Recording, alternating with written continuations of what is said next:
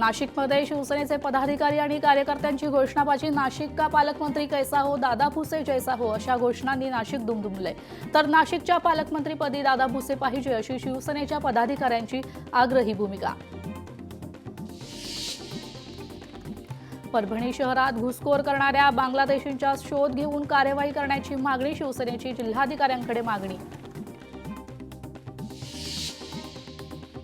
पुणे शहरातील विविध विकास कामांचा आढावा घेण्यासाठी आज मुंबईत उच्चस्तरीय बैठक। नगर विकास राज्यमंत्री माधुरी मिसाळ यांनी बैठक बोलावली आहे।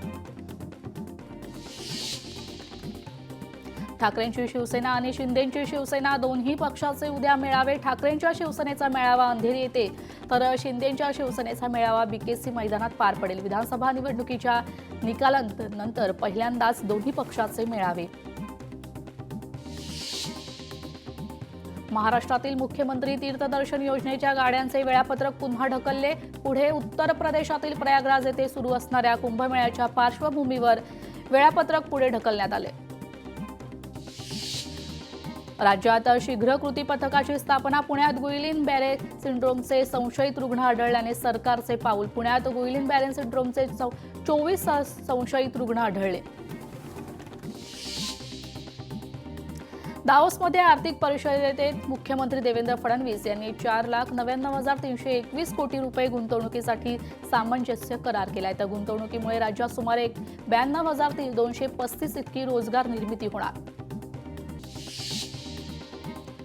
10वी आणि 12वीच्या परीक्षांमध्ये मुख्याध्यापक आणि शिक्षकांना अन्य शाळांमध्ये केंद्र संचालक आणि पर्यवेक्षक म्हणून काम करावे लागणार। कॉपीमुक्त परीक्षा अभियानाचा भाग म्हणून राज्य माध्यमिक व उच्च माध्यमिक शिक्षण मंडळाचा निर्णय। कोल्हापुरात रस्ते अपघातात मदत करण्याला मिळणार जिल्हाधिकाऱ्यांच्या हस्ते प्रमाणपत्र असे प्रतिपादन जिल्हाधिकारी अमोल येडगे यांनी केलंय।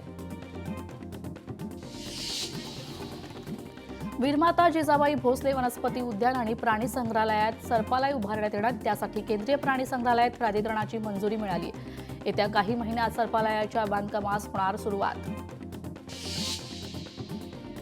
पवई अंधेरी धारावीमध्ये आज पाणी टंचाई। तानसा जलवाहिनीला गळती लागल्याने पाणीपुरवठा ठप्प। पाणी जपून वापरण्याचं प्रशासनाचं आवाहन।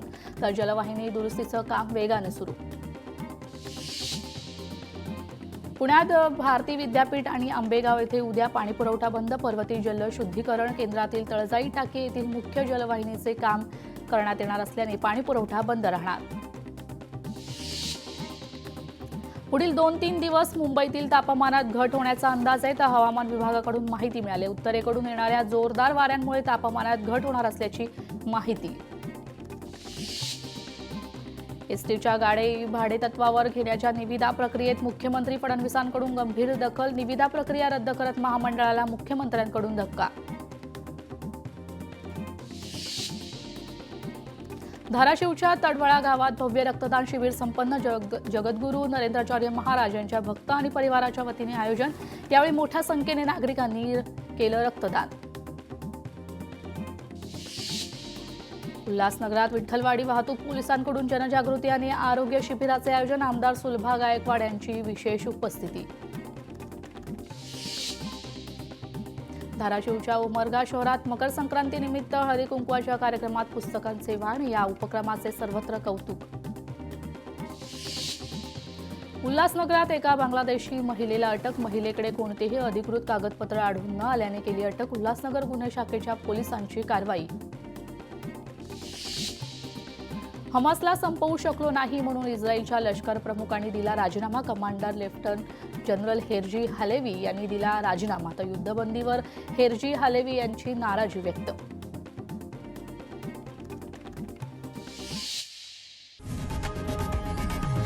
लोकशाही मराठी ऐका, पहा, जागरूक रहा।